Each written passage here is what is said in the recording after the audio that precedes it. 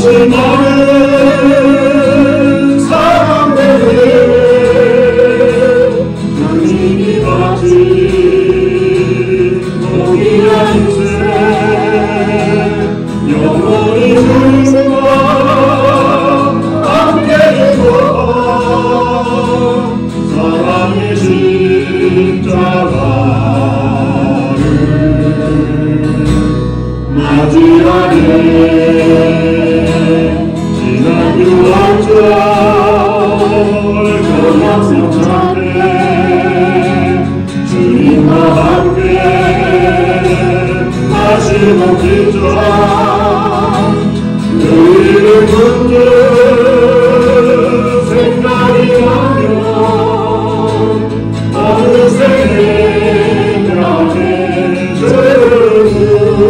그만이 흐릅니다. 수없이 많은 사람들 위해 당신이 가진 동일한 인생 영원히 전주와 함께 있고 사랑의 십자가를 맞이하네. 새벽과 울때 남대로 와서 동남이 일면 나도 살았어. 하지만 이제 두렵지 않아. 이 세상 끝까지 주님을 위하여 죽겠네. 수없이 많은 사람들 위해 당신이 가진 동일한 인생 영원히 당신과 함께 있고 사랑의 십자가를 맞이하네.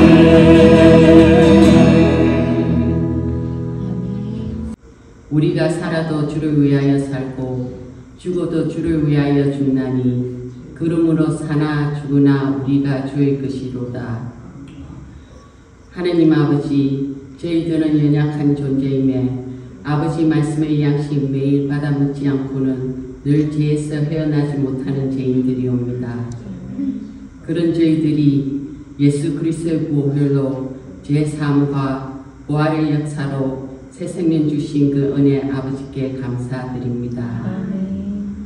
언제나 어디서나 저희들을 지켜주시고 힘들고 지칠 때마다 늘 저희 곁에 계신 하느님 아버지, 부족하고 문지만큼도 못하는 저희가 아버지라고 부를 수 있게 하여 주시고 아버지 오시는 날까지 늘 깨어서 신부 신랑을 기다리듯이 저희들도 아버지 소망 가운데 있게 하소서.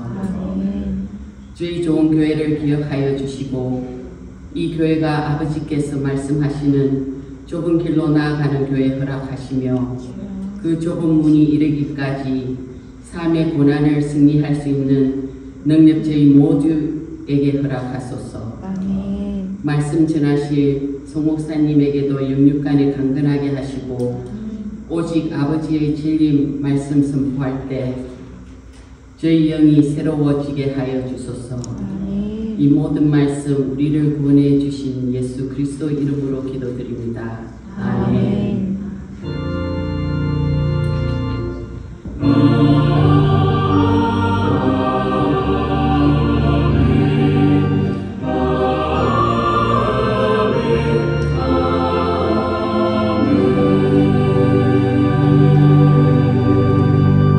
두 번째 가정사역 세미나가 우리 송정환 사모 주제로 관계와 행동이라는 주제를 가지고 세미나가 진행이 됩니다.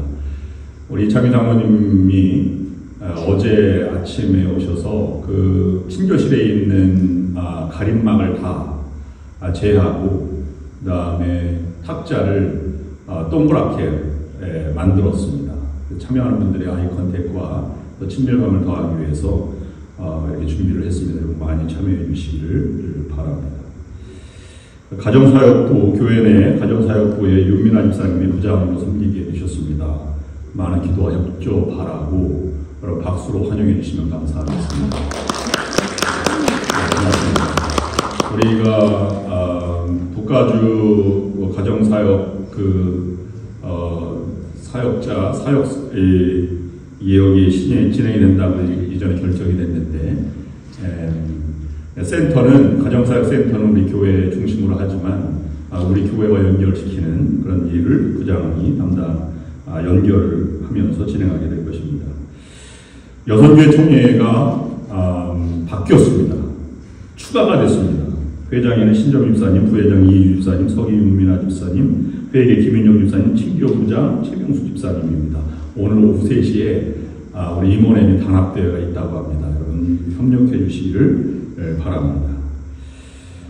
우리 교회 초대 담임 목사님이셨던 정현선 목사님이 지금 오클랜드 연합감리교회를 담임하고 계신데 신년도 부흥성회가 이번 주 금토일 있다고 합니다.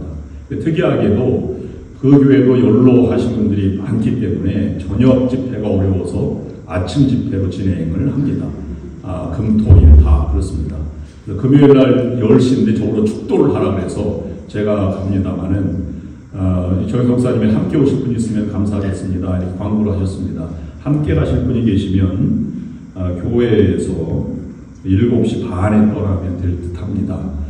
저에게 말씀해 주시면 감사하겠습니다. 오늘 화요일 날은 주변 연합감리교회 목사님들 모임인 서킷 미팅이 있습니다. 이상으로 광고 말씀 마치겠습니다. Today's reading is from Acts chapter 13 verses 32 through 41.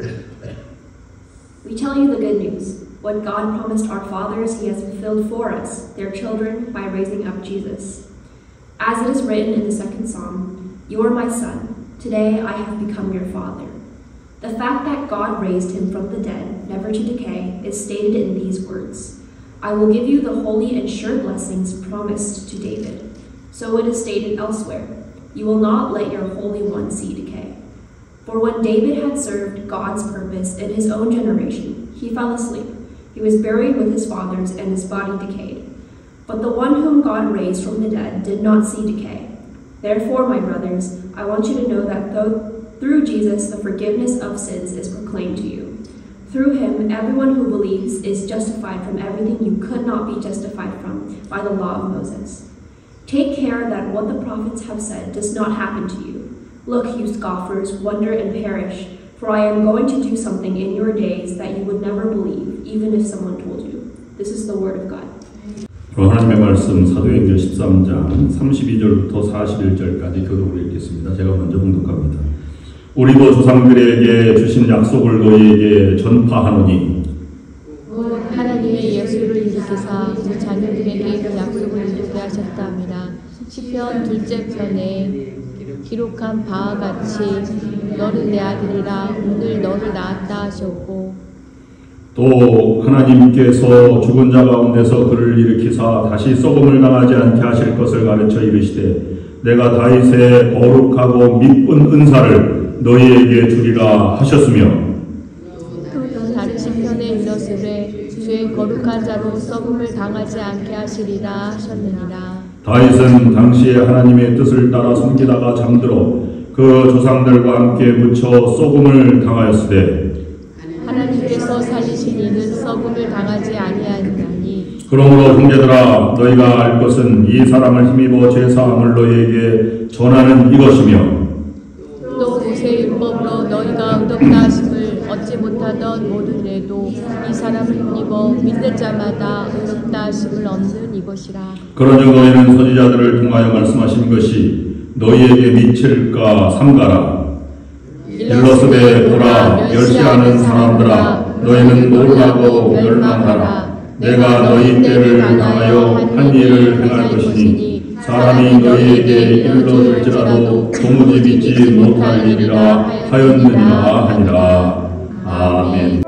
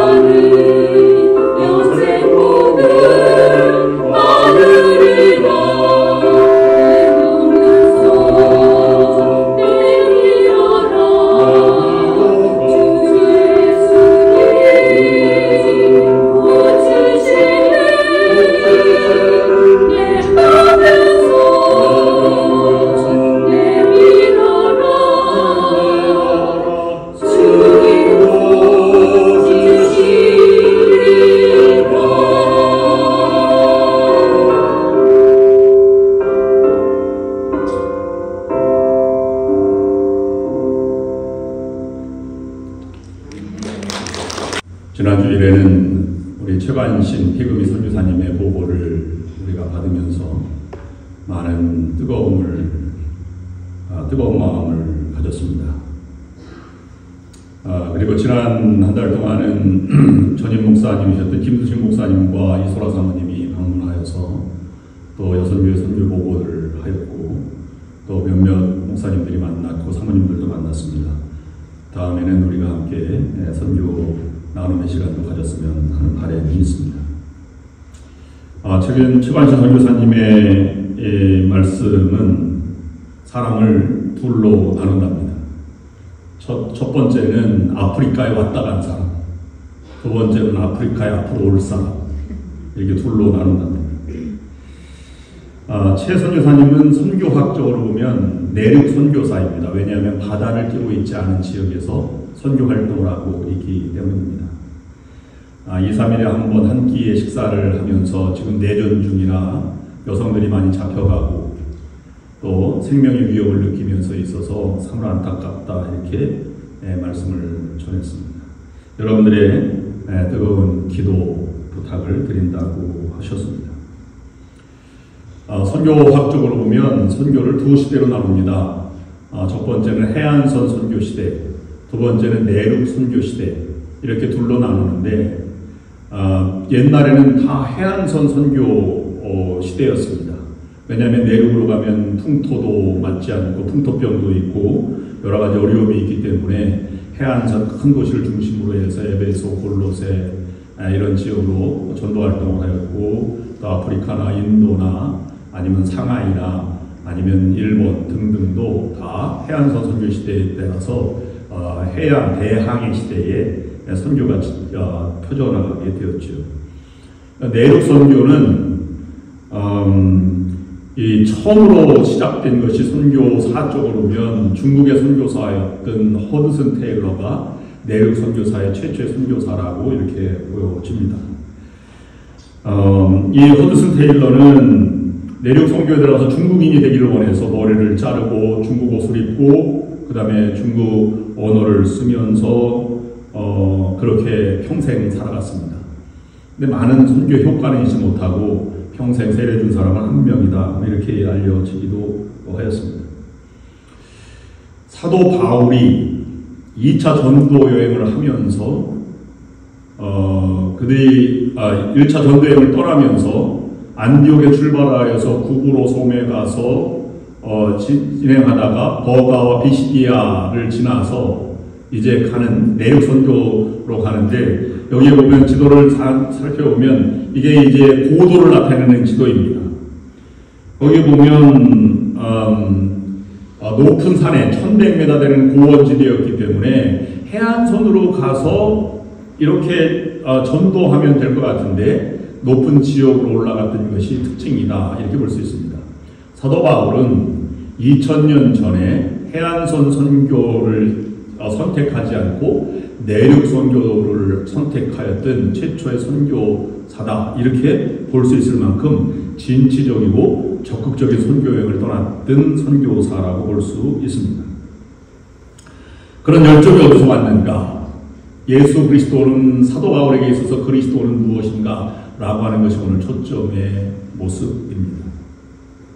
예전에는 가족의 형태를 모든 할아버지, 할머니, 엄마, 오빠, 그 다음에 손자들까지 다 모여서 3대 또는 4대가 함께 모여서 살아가는 가족이라고 해서 대가족 제도라고 하였습니다.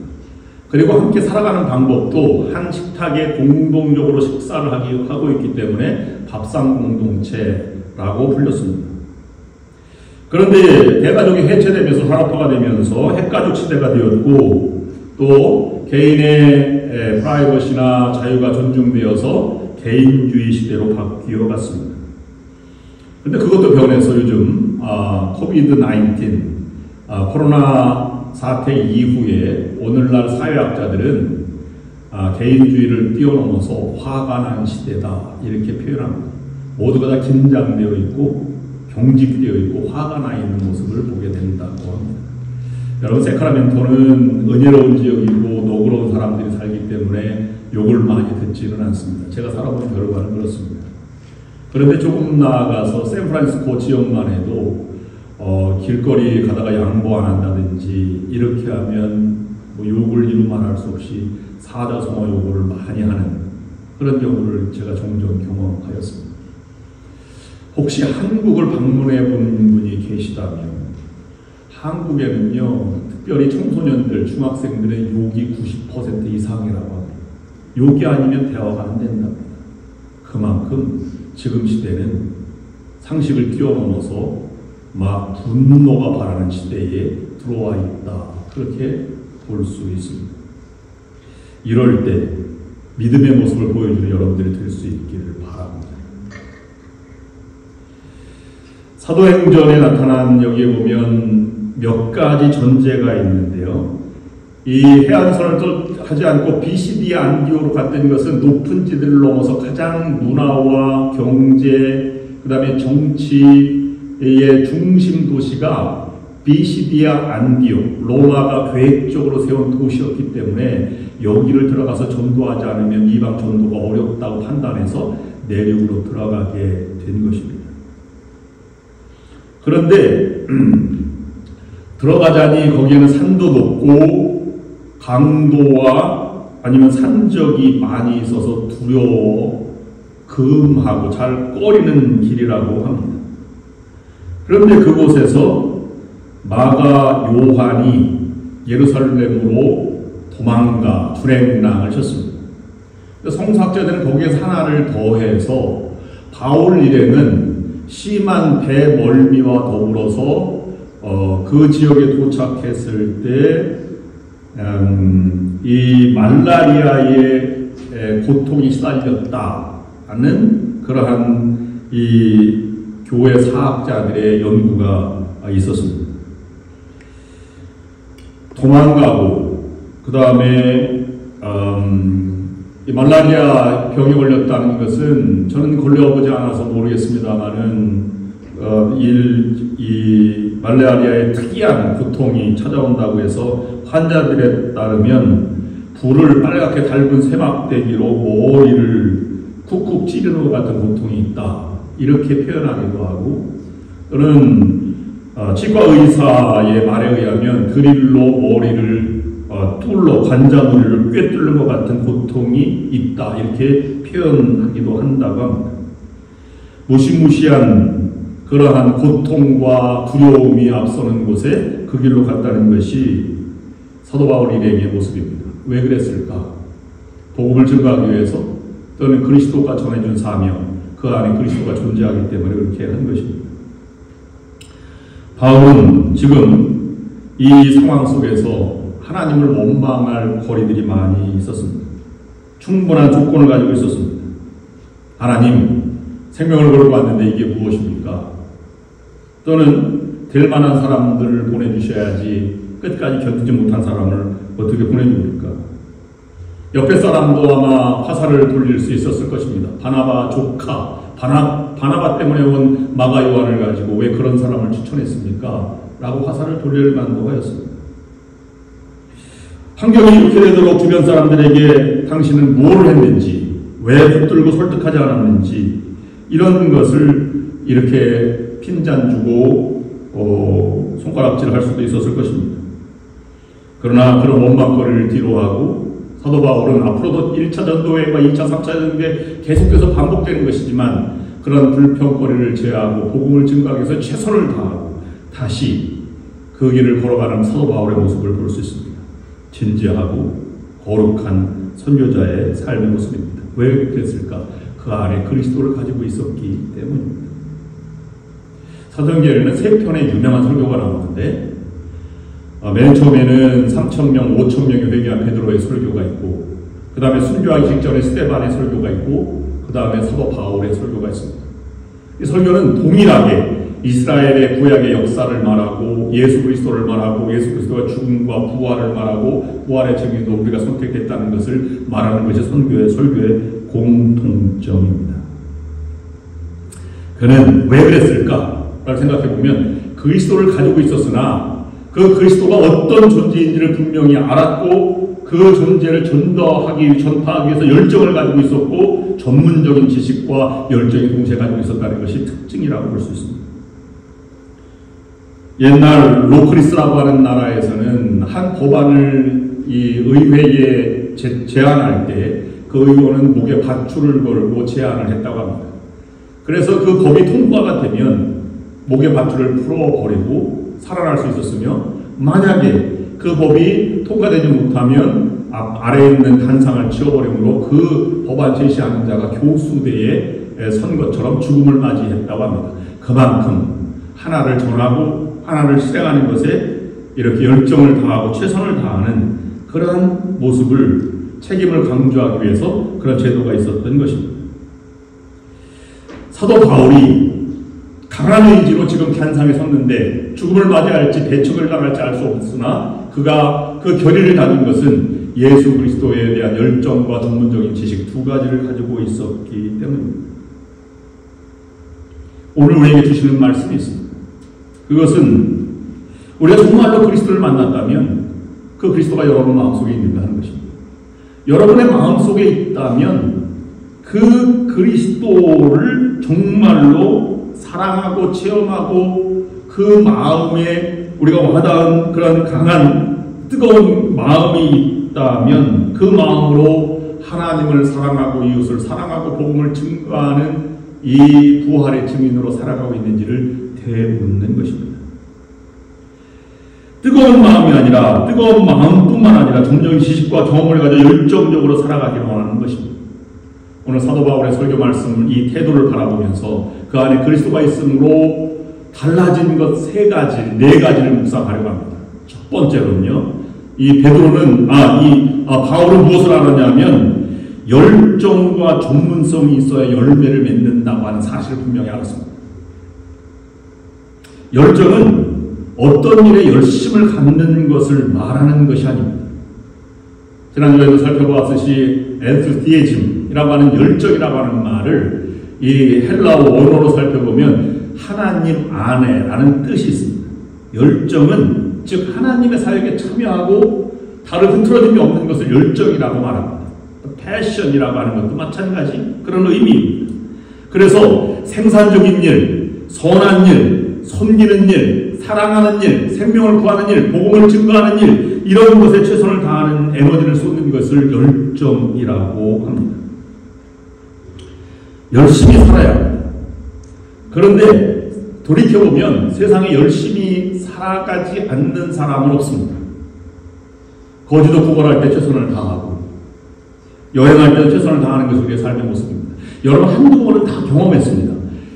학교 다닐 때 책상에 모처럼 만에 시험을 앞두고 공부하려고 앉았어요. 근데 여러분 책상에 뭐가 보입니까? 지저분한 먼지가 보이고 책꽂이에 잘못된 것들이 보이고 막 너저분한 그런 정리가 안 된 모습이 보여서 책상을 정리하고 공부해야지. 열심히 정리하다가 너무 힘들어가지고 책상에 졸음이 왔습니다. 그런 걸 가지고 열심히 공부했다고 말하지 않습니다. 다른 어떤 것을 뒤로하고 책상에 앉아서 공부를 하는 사람, 이것을 우리가 열정 있는 사람이라고 표현하는 것과 마찬가지입니다. 어린아이들은 일찍 자야죠.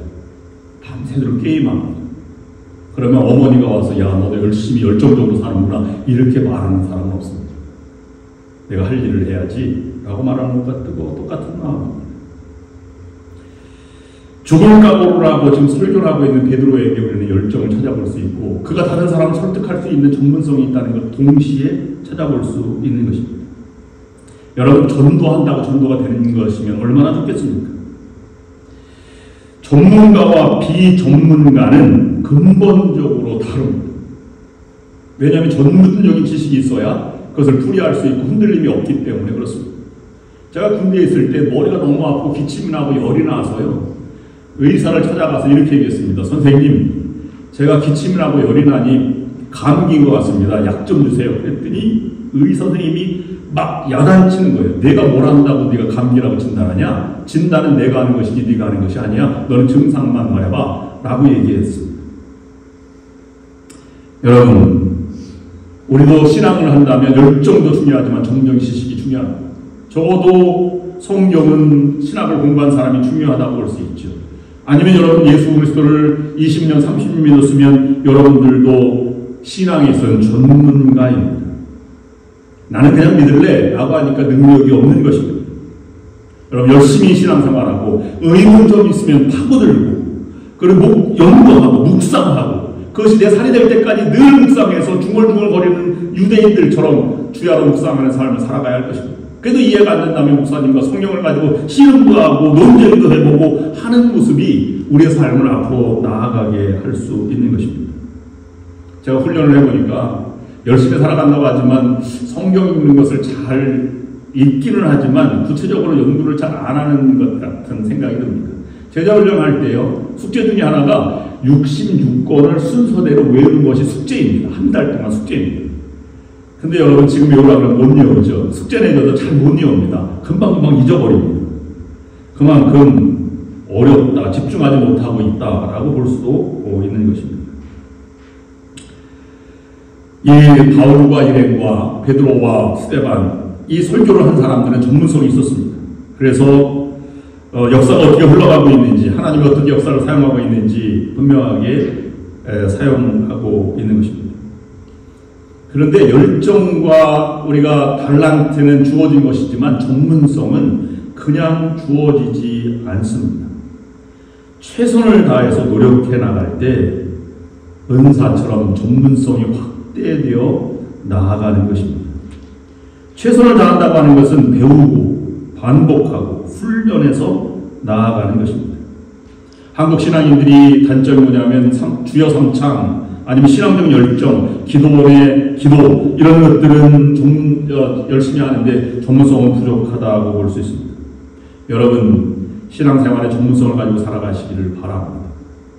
그래서 탁월한 집사님, 정말로 탁월한 권사님, 정말 모든 전무자고를 아는 전문적인 장로님 이렇게 살아가셔서 여러분들이 큰 역사를 이뤄가는 여러분들이 될 수 있기를 바랍니다. 일본은 기독교인과 1%도 안 된다고 합니다. 여러분 그거 아십니까? 아시아 신학의 선구자들은 다 일본에서 나왔습니다. 일본의 기독교를 방문한 사람들은 감동을 받는다는데요. 여기 일반 성경 공부, 교회 성경 공부하는 사람들이 평신도들이 히브리어나 헬라어 원전 공부를 한다는 것을 보고 깜짝 놀란다고 합니다. 그만큼 전문적인 삶을 사는 것이 필요한 것입니다. 실력은 있는데 열정이 없으면 아무 능력을 발휘하지 못합니다.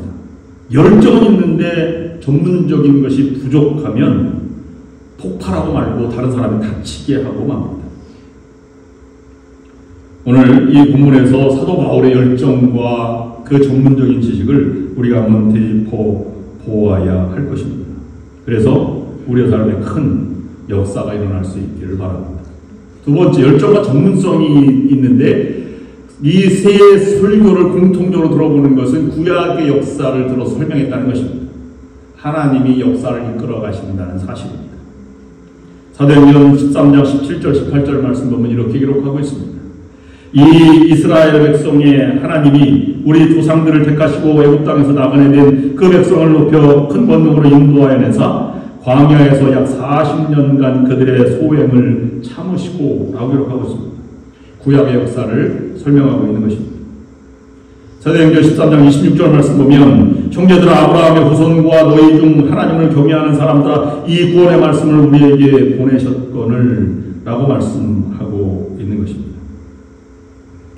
이것은 곧 하나님의 역사를 이끌어 가시는데 이스라엘 백성을 사용하셨다는 것이죠.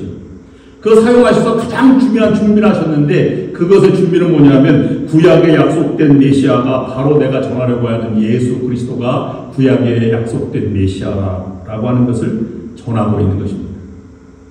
사도행전 13장 21절부터 이하에 보면 하나님이 베냐민 지파 사람 기스의 아들 사울을 40년간 주셨다가 폐하시고 다윗을 왕으로 세우시고 정언하여 이르시되 내가 이새의 아들 다윗을 만나니 내 마음에 맞는 사람이라 내 뜻을 다 이루리라 하시더니 하나님이 약속하신 대로 이 사람이 후손에서 이스라엘을 위하여 구세주를 세우셨으니 곧 예수라 라고 말씀하고 있습니다. 지금 구약에 예언된 예수 그리스도가 우리의 메시아로 오셨다는 것인데 그것은 구약에 있는 이스라엘 백성들에게 메시아뿐만 아니라 온 세계를 향한 메시아다라고 말씀하고 있는 것입니다. 우리를 보내셨을 뿐만 아니라 예수 그리스도의 죽음과 부활을 증언하였습니다. 그래서 28절부터 30절 말씀 보면 죽일 죄를 하나도 찾지 못하였으나 빌라도에게 죽여달라 했으니 성경의 글을 가리켜 기록한 말씀을 다 응하게 한 것이라. 후에 나무에서 내려다가 무덤에 두었으나 하나님이 죽은 자 가운데서 그를 살리신지라.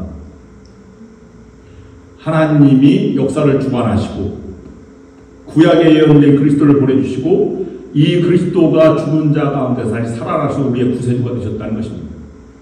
헨리 나우렌이라고 하는 신학자는 말하기를 그리스도의 이력서를 보라 이렇게 얘기하면서 이렇게 묵상하였습니다. 그리스도의 이력서를 보면 목수의 아들로 태어났죠. 초등학교 들어가지 않았죠. 들에서 그 목수의 일을 거두는 사람이 되었죠. 그 다음에 전도 생활했죠. 유대인들과 전혀 어울리지 않은 그런 사람들을 모셔 특별한 것이 없는 시골 청년이었으나 그가 가는 곳에 오병이 여호와가 일어났고 바람과 바다도 잔잔해졌으며 무수한 병자들이 붙여졌던 사역을 바라보라 이렇게 말하면서 세상에서 보면 낙지점수였으나 그가 한 사역은 위대한 하나님의 사역이었다 라고 말하는 묵상하였습니다. 우리가 판단하는 것이 다가 아니라 그 이상의 하나님이 어떻게 그리스도를 들어 썼는가를 바로 바라보면서 우리도 그리스도를 맞이하면서 그의 죽으심과 부활에 동참하는 그런 사역에 참여해야 한다는 것입니다. 그 참여하는 의식이 바로 성례전인 떡과 잔을 함께 나누는 것입니다. 나도 그와 같은 삶을 살아가겠다. 이것은 다른 말로 말씀드리면 구약에 예언된 구약의 역사, 그리스도를 하나님의 아들로 보내심, 그 다음에 그가 죽으심과 부활, 이것은 사상이 아니라 역사적인 사실이었다는 것을 지금 설교하고 있는 것입니다. 그러면 그럴수록 더 반대들이 많고 유대인들의 반대가 많음에도 불구하고 역사적 사실을 감출 수 없기 때문에 그 길을 걸어가는 사도 바울의 모습을 지금 그려주고 있는 것입니다. 여러분, 한국 사람이 단군 신화를 반박하지 않습니다. 왜냐하면 신화이기 때문에 그렇습니다. 여러분, 그 제우스 신이나 그리스 신화를 반박하지 않습니다. 왜냐하면 그 신들의 전쟁, 이것은 신화이기 때문에 그걸 반박한다는 아무것도 없습니다. 그리고 불교는 사상이다 철학이죠. 여러분, 안티 불교는 거의 존재하지 않습니다. 없습니다. 그런데 유독 안티 기독교가 많아서요. 안티 기독교 여러분 구글에 쳐보면 얼마나 많은지 모릅니다. 이 기독교를 박해하기 위해서 존재한다 이런 단체들도 있습니다. 왜 그렇습니까? 예수 그리스도가 역사적인 사실로 그리고 하나님의 역사의 주관자이시다라는 것을 강조하기 때문에 이것은 어떤 사상이 아니라 역사적 사실로 증거하기 때문에 반대가 많이 있는 것입니다. 다른 말로 말씀드리면 역사의 주관자 하나님의 역사를 이끌어가시고 그 하나님이 그리스도를 우리에게 보내주셨다는 것입니다. 그러므로 이 역사는 세상의 역사는 소망이 없지만 그리스도의 구원의 역사와 부활의 역사는 우리가 앞으로 나아갈 것이다 라고 말하면서 기독교 역사관은 그리스도의 탄생부터 죽으심까지를 동일하게 잘라놓았듯이 하나님의 태초의 창조로부터 심판 때 그리스도의 재림까지는 일직선으로 윤회가 아닌 일직선으로 바라보고 마지막에 하나님 나라의 도래를 설명하면서 직진하는 것을 우리에게 보여주고 있는 것입니다. 그러면 사도 바울이 왜 이것을 강조하는가? 그에게 있어서 그리스도는 무엇인가라고 하는 것은 세 번째입니다. 역사의 중심이 그리스도인 것을 알았기 때문입니다. 우리는 이미 잘 알고 있어요. 왜냐하면 신약과 구약의 분기점도 예수 그리스도의 종으로 나눠지고 있고 그 다음에 before Christ, BC와 AD도 그리스도 때문에 나눠졌고 여러분 종교개혁, 청교도 혁명, 자본주의, 미국의 민주주의 이 모든 것도 그리스도인의 정신 때문에 발전하게 된 것임을 우리는 알고 있습니다. 사도행전 13장 마지막 41절 말씀 보면 일러스되 보라 멸시하는 사람들아 너희는 놀라고 멸망하라 내가 너희 때를 당하여 한 일을 행할 것이니 사람이 너희에게 일러줄지라도 도무지 믿지 말라 못할 일이라 하였느니라. 사도 바울은 이 역사의 중심이 그리스도인 것을 이미 알았기 때문에 그걸 받아들이지 않으면 멸망당할 것이다 라고 이렇게 말하고 있는 것입니다. 믿지 않으면 지옥 간다는 것은 생각이 아니라 사상이 아니라 현실이다라고 말하고 있는 것입니다. 그러므로 지옥은 한 번 가면 못 돌아오니 회개하고 복음을 믿으라 라고 말씀하고 있는 것입니다. 그러면서 마지막 우리에게 주시는 말씀, 우리의 삶의 중심에 그리스도가 있어야 살아갈 수 있다라고 말하는 것입니다. 사도 바울이 그리스도 중심으로 살아갔듯이 우리도 그렇게 살아가도록 초청하고 있는 것입니다. 그리스도의 중심의 삶을 살아간다라고 하는 것입니다. 영어로 말하면 Christ-centered life 이렇게 표현합니다. 이건 신학에서 굉장히 중요한 주제입니다. 어떠한 것보다도 그리스도 안에서 주 예수보다 더 귀한 것은 없네. 이 삶이 우리의 삶의 고백의 중심이 있는가라고 하는 것을 되돌아보게 되는 것입니다. 이것은 다른 차원의 삶을 보는 것입니다. 여러분 지금까지 십자가에 달려 죽음을 맞이한 죽임이 되기까지 못 박은 유대인들과 많은 사람들의 모습은 뭐냐면 정죄하고 핍박하고 그리고 세상의 어떤 권력욕과 자기 지배욕을 채우기 위해서 한 행동이었습니다.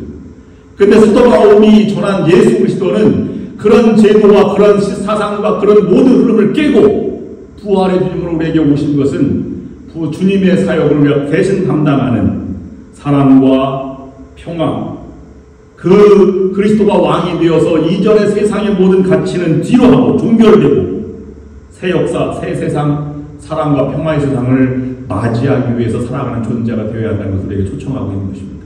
그것이 삶의 중심에 그리스도가 있느냐 없느냐의 차이점이라고 하는 것입니다.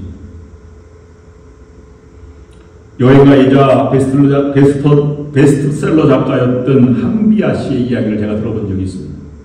함비아 씨가 기독교 청년들에게 강연회에서 한 이야기인데 지금은 월드비전 긴급 구호 팀장으로 세계 기아와 재현장에 뛰어다니면서 다 또 다른 일을 펼쳐나가는 그러한 사역을 하고 있는 사람입니다.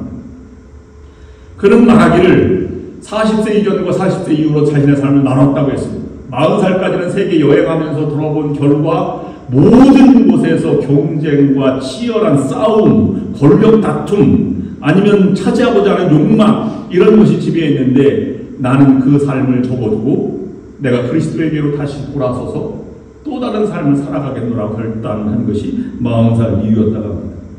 약육, 강식, 정글의 법칙에 살아가는 세상에서 떠나서 약한 자를 돕고 은혜와 사랑으로 강한 자가 약한 자를 섬기고 가진 자들이 자신의 것을 나눔으로 가난한 자들에게 생명을 주는 삶의 원리를 가지고 살아가겠노라고 결심하였다는 것입니다. 그것이 그리스도인들 기독교 운동의 중심이다 라고 말하고 있는 것입니다.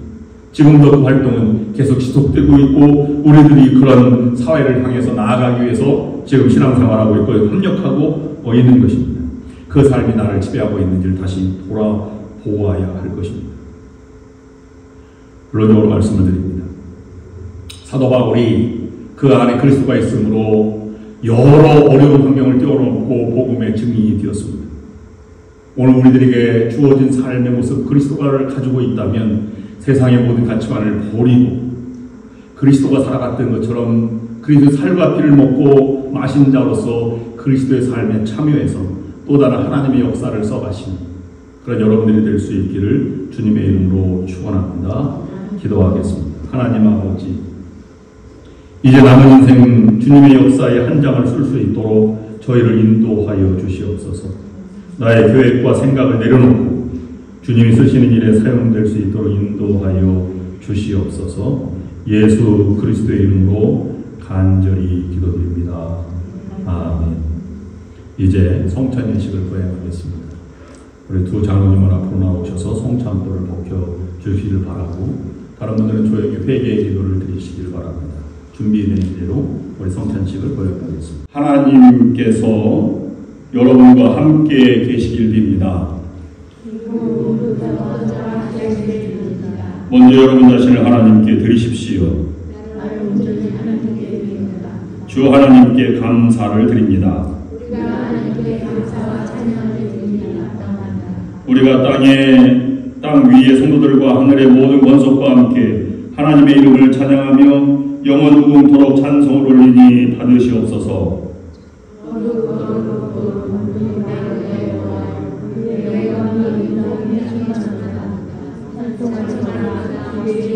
주 가장 높은 곳에서 하사나. 아멘.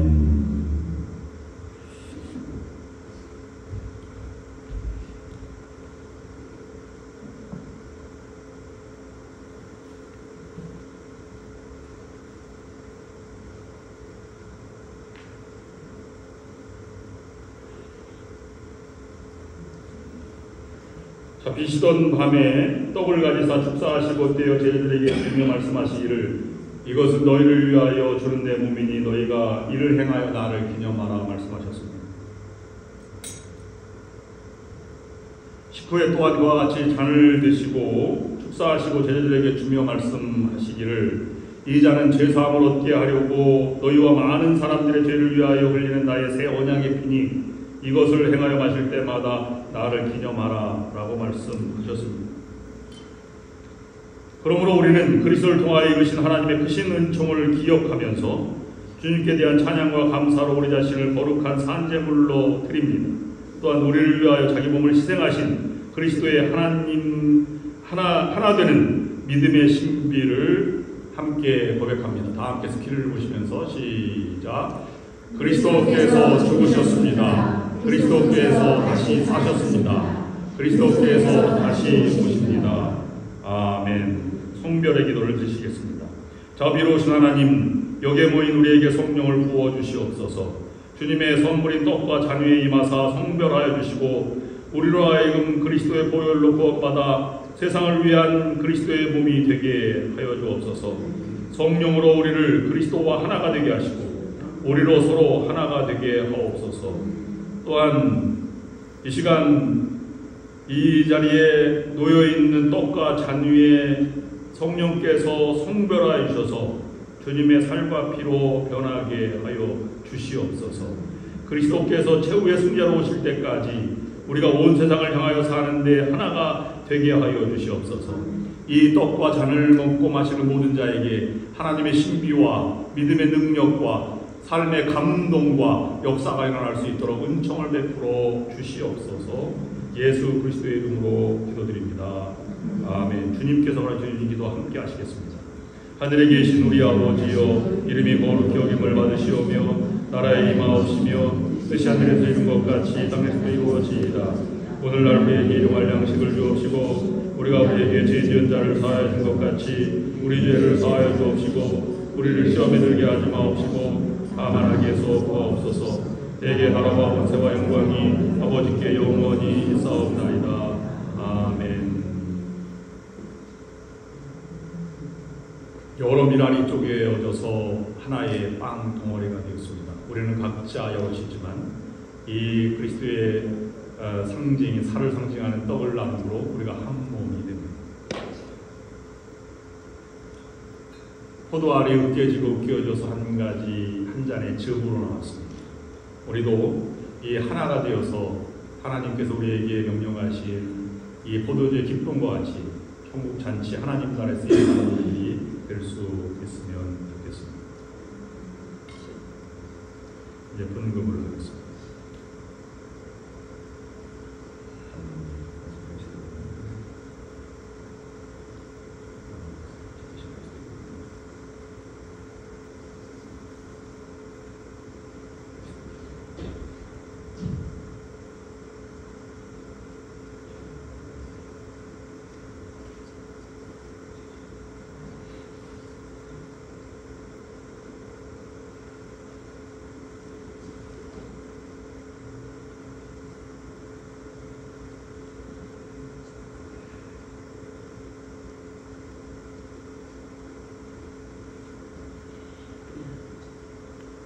거룩한 식탁이 준비되었습니다. 연합감리교회는 누구나 열린 성찬을 지향합니다. 모두 나오셔서 주님의 떡과 잔 위에 함께 참여해 주시기 바랍니다.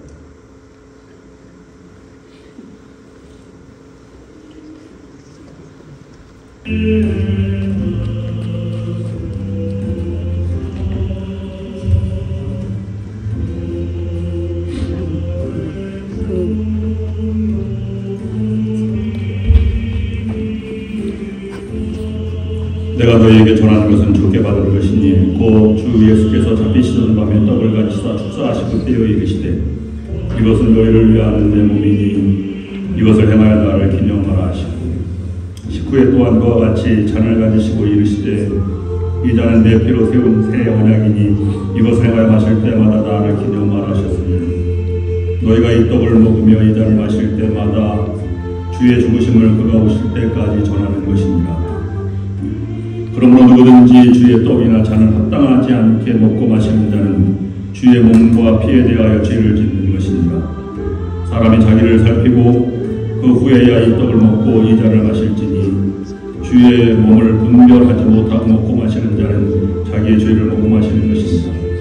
그러므로 너희 중에 악한 자와 병든 자가 많고 잠자는 자도 적지 아니하니 우리가 살폈으면 판단을 받지 아니하려니와 우리가 판단을 받는 것은 주께 징계를 받는 것이니 이는 우리로 세상과 함께 종잠을 받지 않게 하려 하시니라. 그런 점에 형제들아 먹으러 모일 때 서로 기다리라. 썩을 양식을 위하여 일하지 말고 영생하도록 있는 양식을 위하여 일하라. 이 양식은 인자가 너희에게 주리니 인자는 아버지 하나님께서 인치신 것이니라.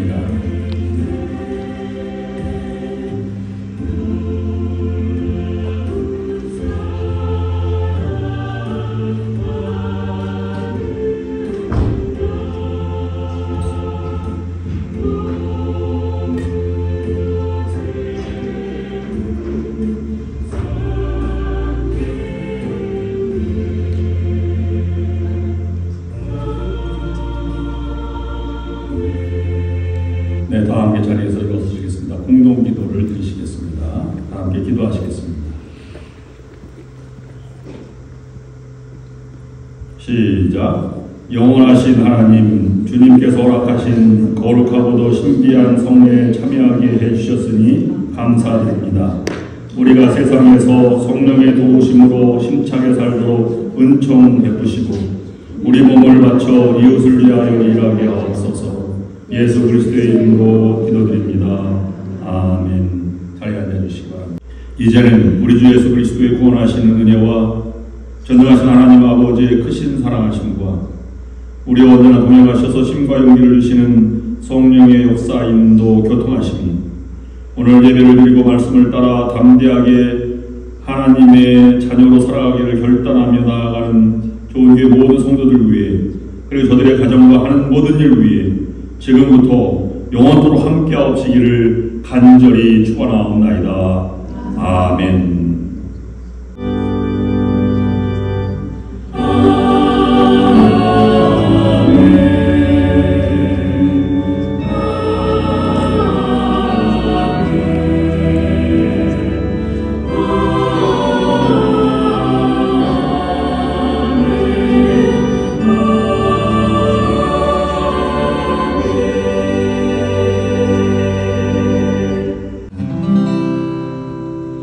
주 앞에서 항상 받기 위하여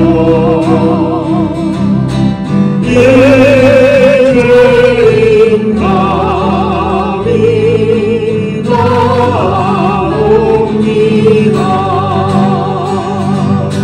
주 성령 믿고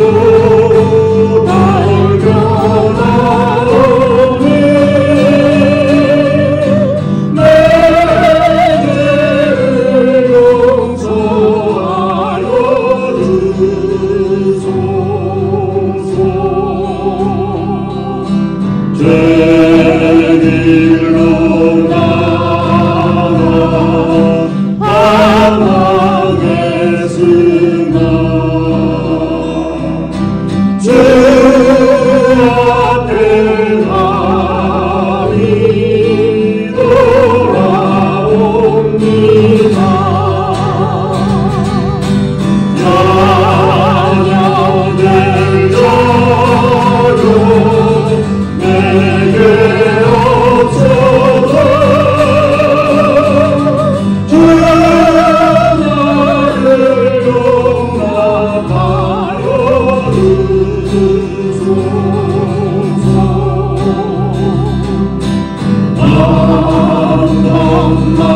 주의 음성 들어도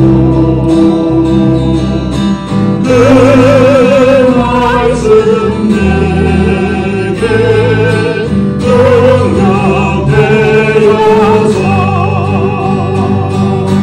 이 세상 많이 외로움이고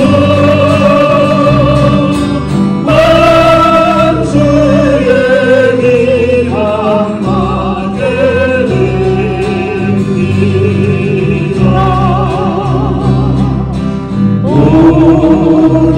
오류한 주의 음성 듣고서 죄인은 와서 죄 모르며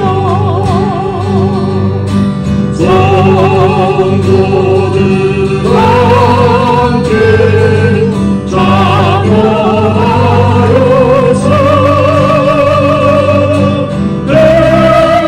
배부신 잔치 먹게 됩니다.